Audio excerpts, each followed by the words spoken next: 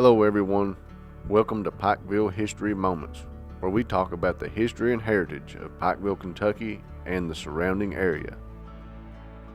In part 1 of this series, we talked about Daniel Boone's first trip into Kentucky. Today, we'll talk about his later trips to the area and a special map that's been passed down through the generations. Boone had spent the winter of 1767 and 68 at a salt spring located on a tributary of the Big Sandy River near modern-day Prestonsburg. Less than 10 years later, he helped blaze the Wilderness Road through the Cumberland Gap, which figuratively paved the way for tens of thousands of settlers to pour into central Kentucky. As 1789 approached, Boone was in his mid-50s.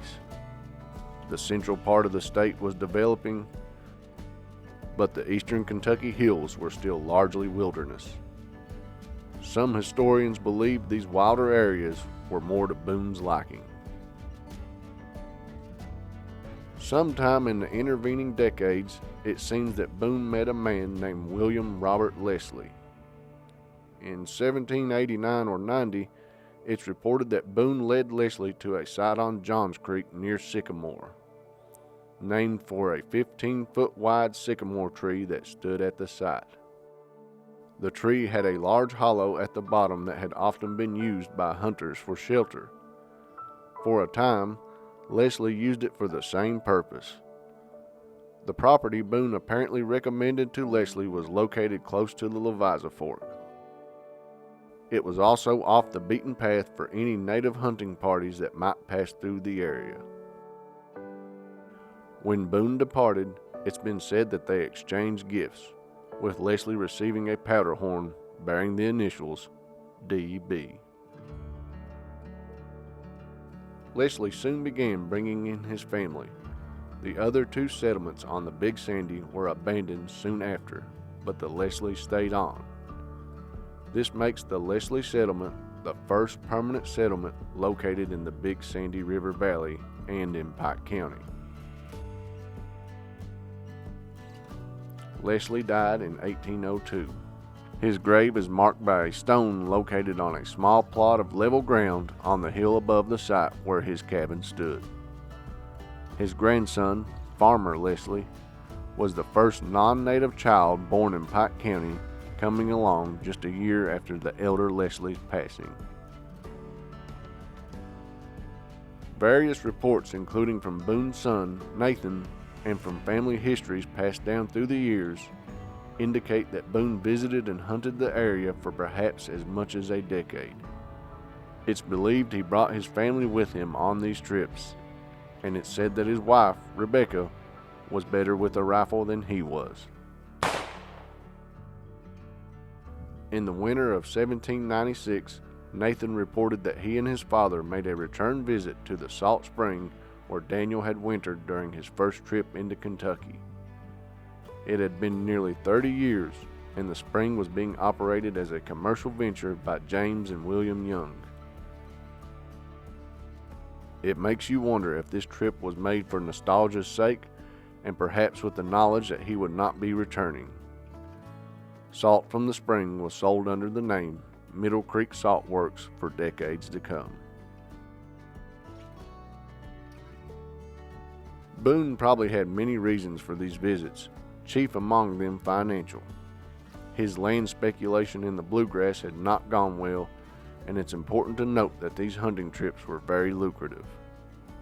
It's also likely that they were both a welcome break from his legal fights over property and a chance to visit old friends. Boone left Kentucky for Spanish-controlled Missouri in 1799. Perhaps hoping to leave his legal troubles behind for good. It's believed he never returned.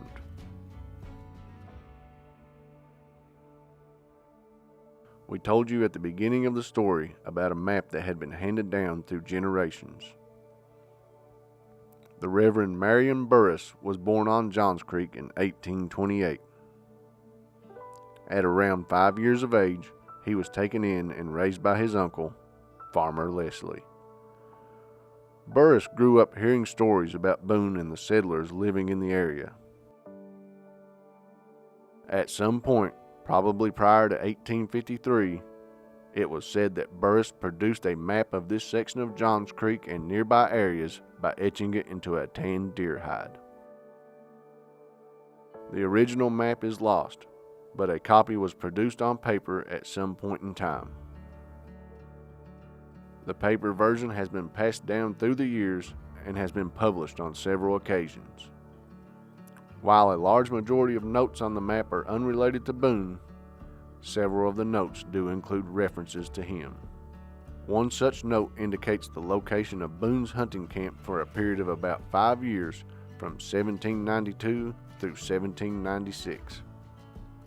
Other sources appear to confirm that Boone had a camp near this location on the headwaters of Greasy Creek near Paintsville. That place is known today as Boone's Camp and is located just over the ridge from Johns Creek.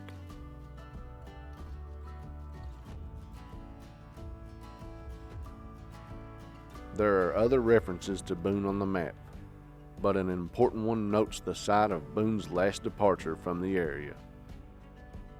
It's thought that he left by boat on the Leviza Fork with his son, Nathan, in 1796.